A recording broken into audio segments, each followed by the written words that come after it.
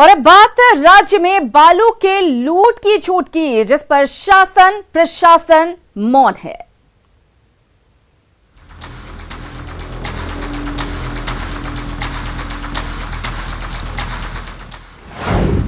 झारखंड में शासन प्रशासन फेल।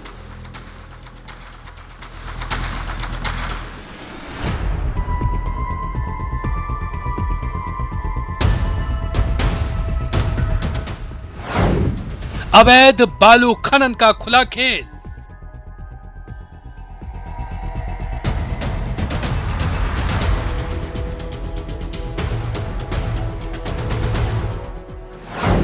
खुलेआम मची है लूट।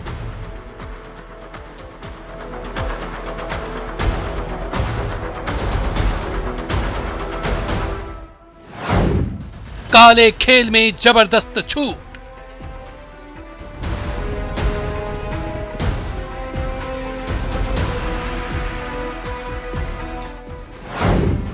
खाकी खादी का ऐसा गठजोड़।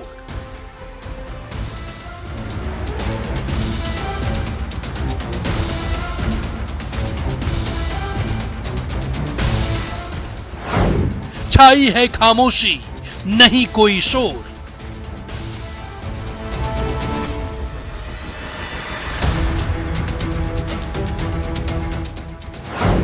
काली कमाई का सबको मिलता हिस्सा।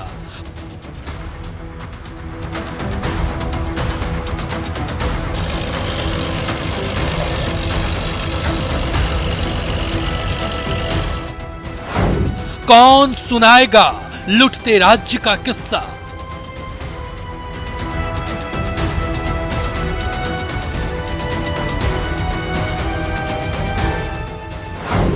खुला खेल, शासन प्रशासन फेल।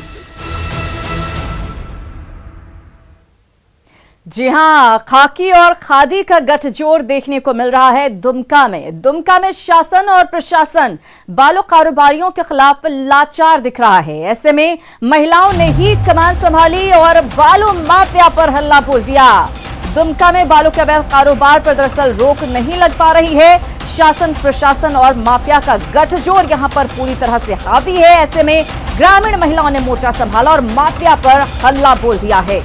बालू उठाव कर रहे ट्रैक्टरों को मौके से खदेड़ दिया इन महिलाओं ने। हम आपको बता दें, गोपीकांदर थाना क्षेत्र के बासलोई का यह मामला है। बासलोई नदी से दिन रात ट्रैक्टर से बालू का उठाव होता है। इससे ग्रामीण महिलाओं को खासी परेशानी होती है। महिलाओं को दैनिक कामों के लिए नदी तक जाने में दिक्कत होती है। कई बार शासन और प्रशासन से फरियाद करने के बाद जब अवैध कारोबार का खेल नहीं रुका तो महिलाओं ने एकजुट होकर नदी घाट पर बालू उठाव कर रहे ट्रैक्टर चालकों को यहां से खदेड़ दिया। यहां दूसरे इलाकों में भी बालू का काला खेल जारी है। कहने के लिए तो प्रशासन की ओर से कार्रवाई होती है, लेकिन वो खानापूर्ति से ज्यादा नहीं बढ़ पाती है। तस्वीरें भी हम आपको दिखा रहे हैं। लगातार बालू का काला खेल यहां पर चल रहा है। पंचम हमारे सहयोगी हमारे साथ जुड़ गए हैं, उन्हीं से ज्यादा जानकारी लेंगे। पंचम, यहां पर बालू का काला कारोबार रुकने का नाम नहीं ले रहा है, लेकिन अब इन कारोबारियों को रोकने का जिम्मा महिलाओं ने खुद अपने हाथों में ले लिया। जी तिरंधा, निश्चित रूप से अगर वहां का नजारा देखें तो जिस विस्तृत क्षेत्र में नदी का फैलाव है और बालू का भंडार है वहां नदी में, लेकिन माफिया पर जो है आज तक जिला प्रशासन अंकुश नहीं लगा पाई है। ग्रामीण महिलाएं आखिर फरियाद करे तो किससे? बार बार थाना जाकर वह फरियाद अपनी आप बीती बता रही है, जो हमें दैनिक कार्यों के लिए नदी जाने में भी परेशानी हो रही है।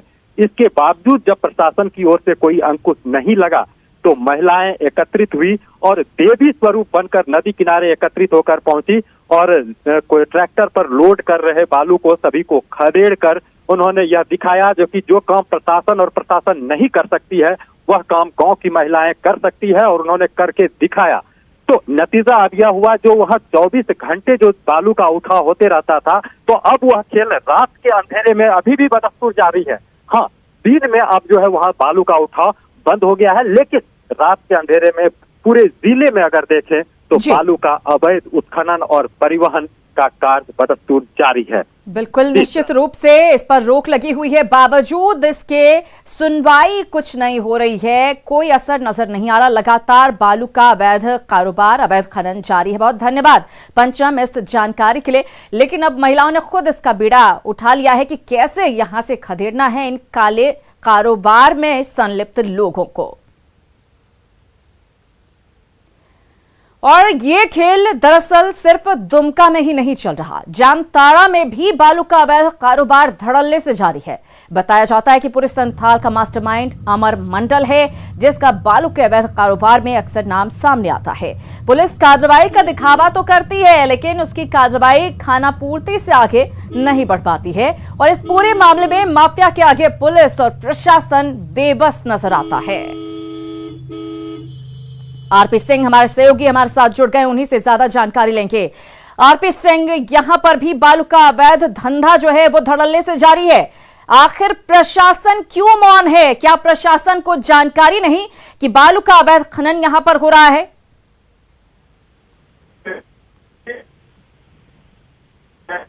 जानकारी लाल फीता सब है, जानकारी खाकी वर्दी को है, जानकारी सफेद का है, सबका मास्टरमाइंड है। आरपी सिंह से हम बातचीत करने की कोशिश करेंगे। कुछ तकनीकी खामी आ रही है, लेकिन हम आपको बता दें कि जामताड़ा की स्थिति भी दुमका से कुछ अलग नहीं है।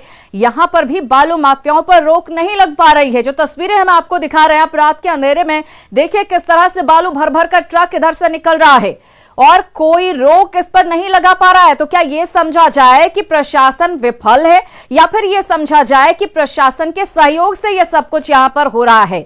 एनजीटी का नियम है, इस तरह से खनन नहीं हो सकता है बिना अनुमति के, बिना सरकारी अनुमति के, बिना एनजीटी की अनुमति के। लेकिन लगातार इस तरह से खनन हो रहा है और प्रशासन लगातार मौन बना हुआ नजर आ रहा है।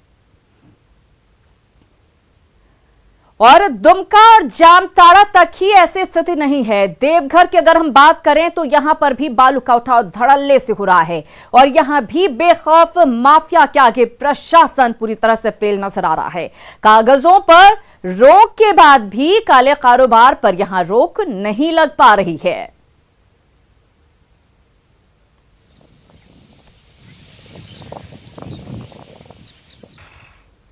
साहिबगंज की स्थिति भी कुछ ऐसी ही है। साहिबगंज में बरहेट थाना क्षेत्र में बालू का अवैध उठाव जारी है। खुलेआम बालू के अवैध खनन के बाद खनन विभाग और बरहेट थाना पुलिस पर सवाल उठ रहे हैं। अब बड़ा सवाल है कि बगैर टेंडर के बालू घाटों से बालू का उठाव कैसे किया जा रहा है।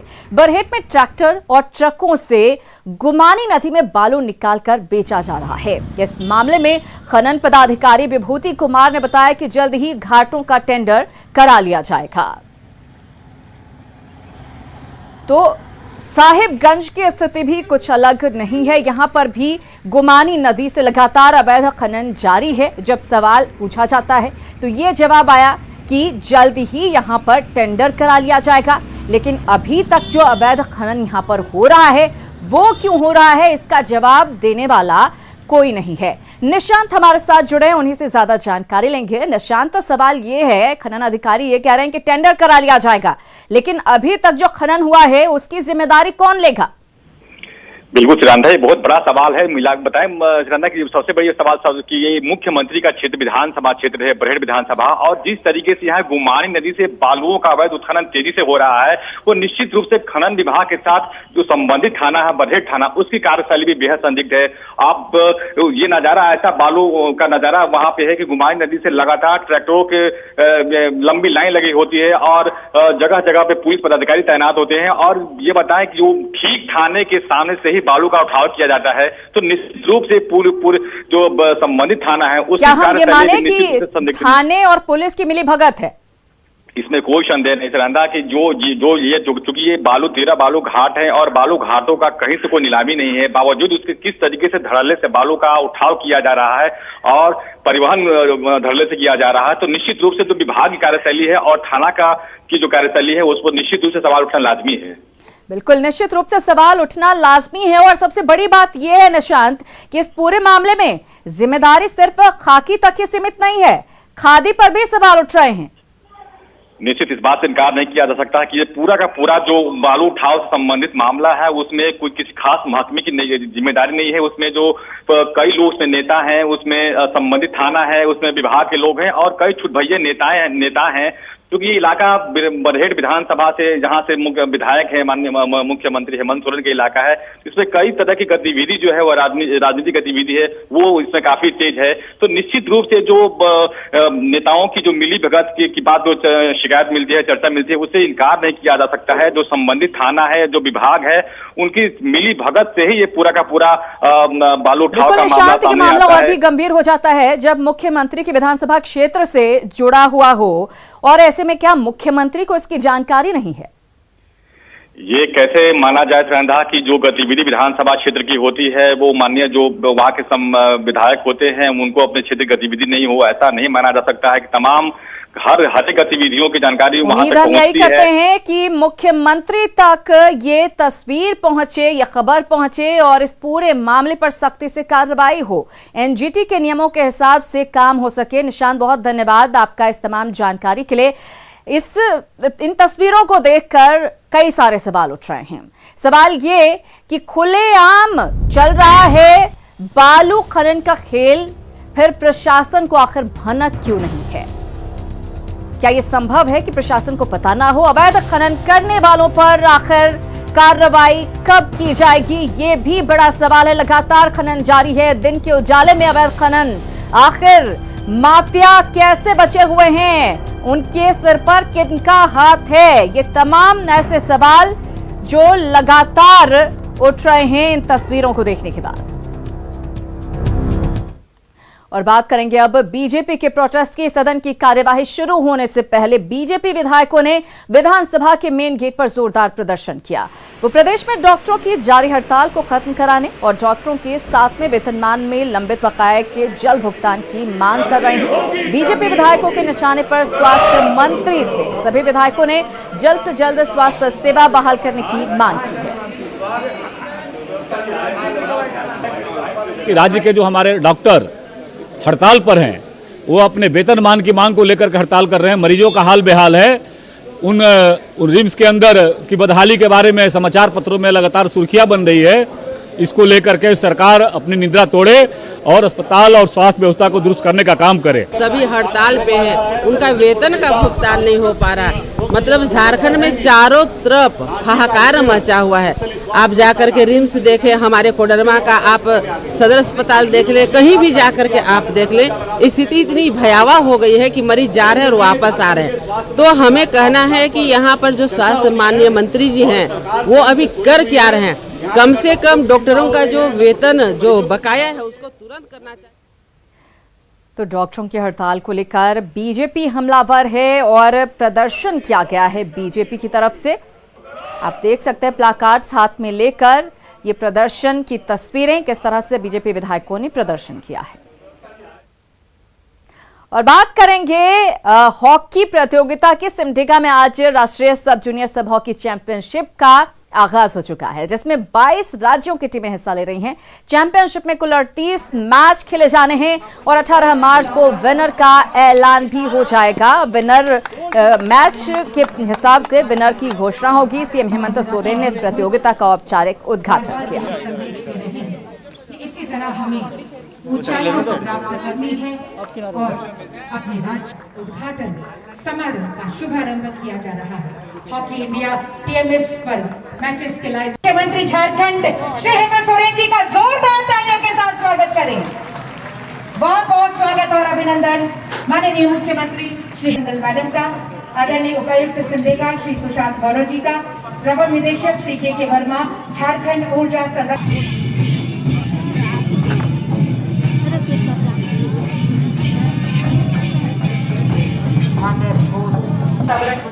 तो सिमडेगा में आज से राष्ट्रीय जूनियर सब हॉकी चैंपियनशिप का आगाज हो चुका है। खिलाड़ियों, दर्शकों और मुख्य अतिथियों के स्वागत के लिए जिला प्रशासन कई प्रकार के आयोजन कर रहा है। इसी को लेकर आज स्थानीय कलाकारों ने मनमोहक नृत्य और पारंपरिक वेशभूषा में आगंतुकों का स्वागत किया।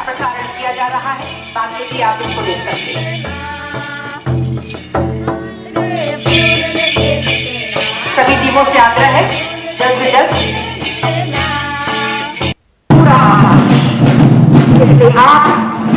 अपने अंदर के विश्वास को बनाए रखिए, अपने विश्वास को डगमगाने मत दीजिए, अपने लक्ष्य को सामने रखिए और बढ़ते जाइए। और इसी के साथ जोहार झारखंड में फिलहाल इतना ही, लेकिन न्यूज़ 18 बिहार झारखंड पर खबरों का सिलसिला लगातार जारी है।